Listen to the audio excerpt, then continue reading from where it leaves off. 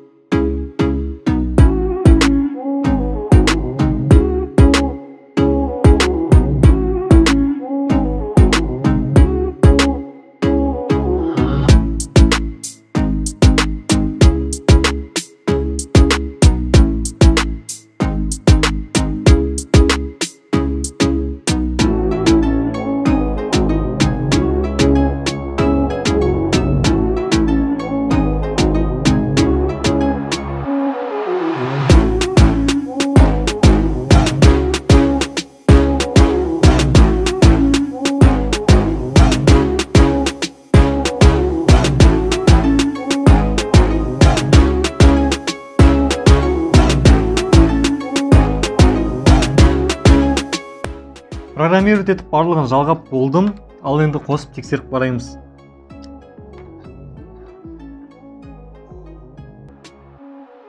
Нормально. Достар, электроника жағынан барлығы нормально, бәрі жұмыс жасап тұр.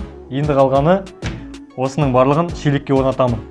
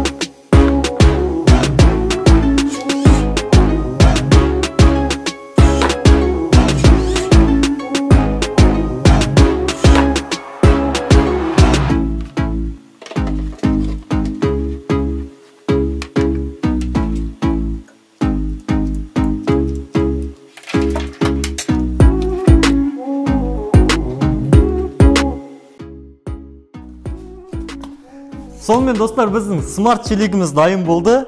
Көрсетші. Міне, өздеріңіз көргендегідей, кәдімгі қоқысты алып келген кезде автоматически шелектің крышкасы ашылып жабылады. 2 секундтан кейін жабылады міне. Осымен шелегіміз дайын, достар. Бұл біздің ойшылдың жаңа екінші каналы. Біздің бұл каналымыз робототехникаға қатысты. Робототехника бар ішінде IT бар. Кілең осындай программированиеге қатысты видеолар түсіреміз. Осындай смарт шелек сияқты тағы да осындай келесі видеоларда қызықты осындай заттар жасайтын боламыз, достар. Ойшылдың екінші каналына тіркеліп кетеміз. Келесі видеода кездескенше.